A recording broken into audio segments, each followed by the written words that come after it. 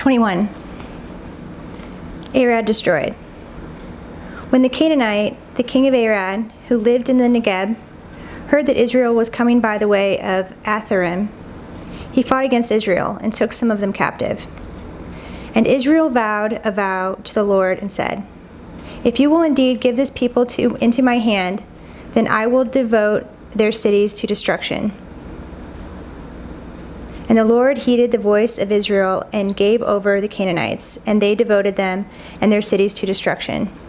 So the name of the place was called Hormah, the bronze serpent. From Mount Hor they set out by the way to the Red Sea, to go around the land of Edom.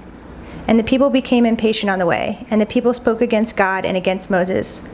"Why have you brought us out of Egypt to die in the wilderness? For there is no food and no water, and we loathe this worthless food." Then the Lord sent fiery serpents among the people, and they bit the people, so that many people of Israel died. And the people came to Moses and said, "We have sinned, for we have spoken against the Lord and against you. Pray to the Lord that he take away the serpents from us." So Moses prayed for the people, and the Lord said to Moses, "Make a fiery serpent and set it on a pole, and everyone who is bitten, when he sees it, shall live." So Moses made a bronze serpent and set it on a pole, and if a serpent bit anyone, he would look at the bronze serpent and live. The Song of the Well. And the people of Israel set out and camped on Oboth. And they set out from Oboth and camped at Abiram, in the wilderness that is opposite Moab, toward the sunrise. From there they set out and camped in the valley of Zerad. From there they set out and camped on the other side of Arnon, which is in the wilderness that extends from the border of the Amorites. For the Arnon is the border of Moab, between Moab and the Amorites. Therefore it is said in the book of the wars of the Lord, "Waheb in Suppah, in the valleys of the Arnon, and the slope of the valleys that extends to the seat of Ar, and leans to the border of Moab. And from there they continued to Beer, that is the well of which the Lord said to Moses, 'Gather the people together, so that I may give them water.' Then Israel sang this song, 'Spring up, O well, sing to it, the well that the princes made, that the nobles of the people dug, with the scepter and with their staffs.'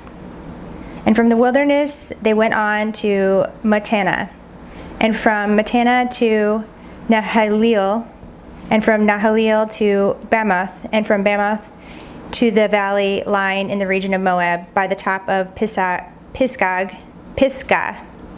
that looks down on the desert. King Sihon defeated. Then Israel sent messengers to Sihon, king of the Amorites, saying, 'Let me pass through your land. We will not turn aside into field or vineyard. We will not drink the water of a well. We will go by the king's highway until we have passed through your territory.' But Sihon would not allow Israel to pass through his territory. He gathered all his people together and went out against Israel to the wilderness and came to Jahaz and fought against Israel. And Israel defeated him with the edge of the sword and took possession of his land from the Arnon to the Jabbok, as far as to the Amorites, for the border of the Amorites was strong. And Israel took all these cities, and Israel settled in all the cities of the Amorites, in Heshbon and in all its villages. For Heshbon was the city of Sihon, the king of the Amorites, who had fought against the former king of Moab and taken all his land out of his hand, as far as the Arnon. Therefore the ballad singers say, "Come to Heshbon, let it be built. Let the city of Sihon be established.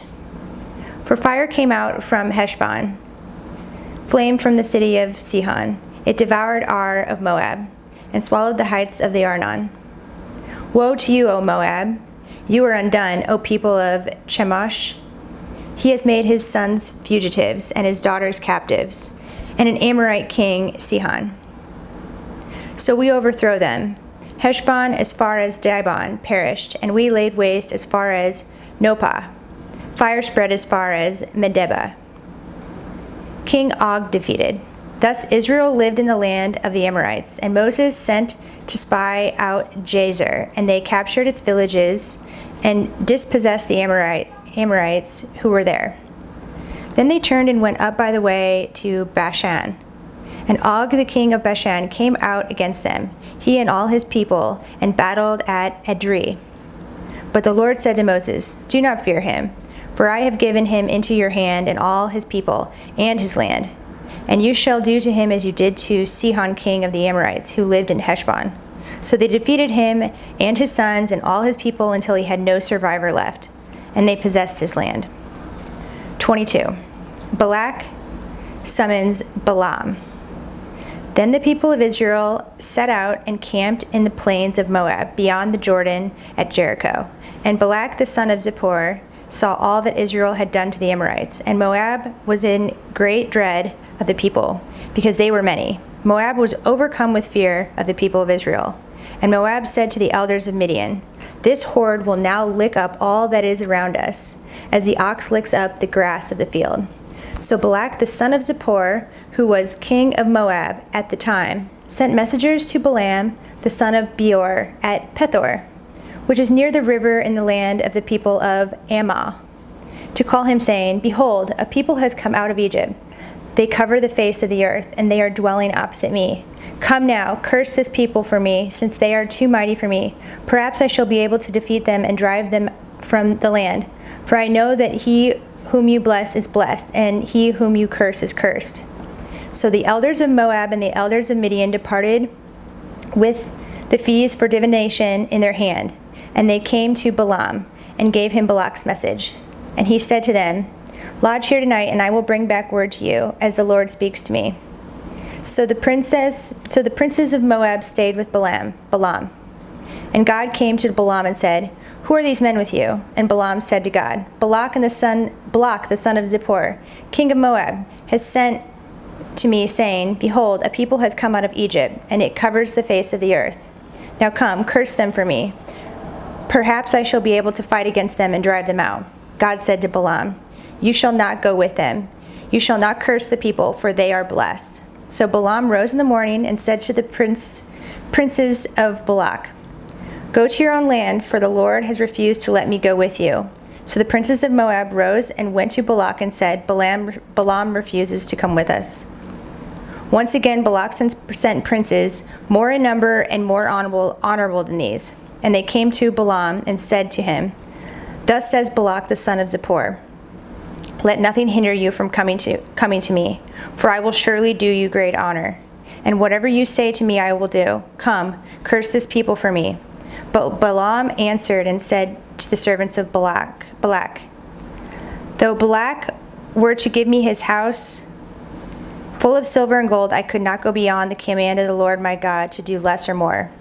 So you too, please stay here tonight, that I may know what more the Lord will say to me."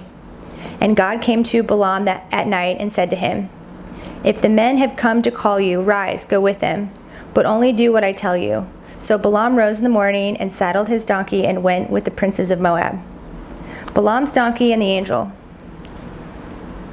But God's anger was kindled because he went, and the angel of the Lord took his stand. And the angel of the Lord took his stand in the way as his adversary. Now he was riding on the donkey, and his two servants were with him.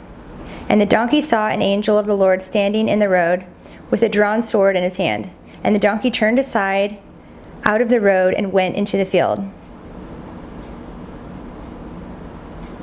And Balaam struck the donkey to turn her into the road. Then the angel of the Lord stood in a narrow path between the vineyards, with a wall on either side. And when the donkey saw the angel of the Lord, she pushed against the wall and pressed Balaam's foot against the wall.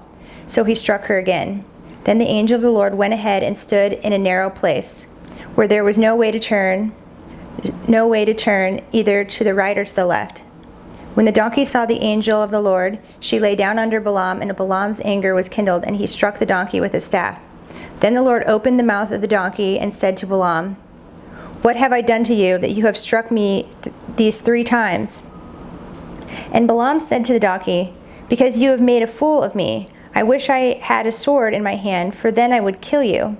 And the donkey said to Balaam, "I am not your donkey on which you have ridden all your life long.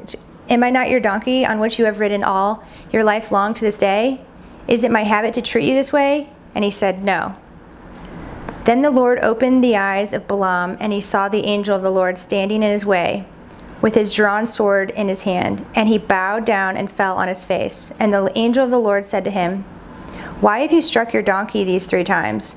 Behold, I have come out to oppose you, because your way is perverse before me." The donkey saw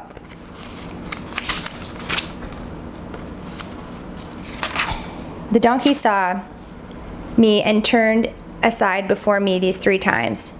If she had not turned aside from me, surely just now I would have killed you and let her live. Then Balaam said to the angel of the Lord, "I have sinned, for I did not know that you stood in the road against me.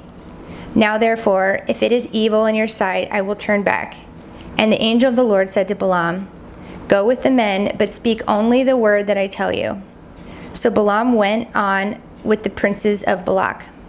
When Balak heard that Balaam had come, he went out to meet him at the city of Moab, on the border formed by the Arnon, at the extremity of the border. And Balak said to Balaam, "Did I not send you to call you? Did I not send to you to call you? Why did you not come to me? Am I not able to honor you?" Balaam said to Balak, "Behold, I have come to you. Have I now any power of my own to speak anything? The word that God puts in my mouth, that I must speak." Then Balaam went to Balak, and they came to Kiriath Huzoth. And Balak sacrificed oxen and sheep, and sent for Balaam and for the princes who were with him. And in the morning Balak took Balaam and brought him up to Bamoth Baal. And from there he saw a fraction of the people.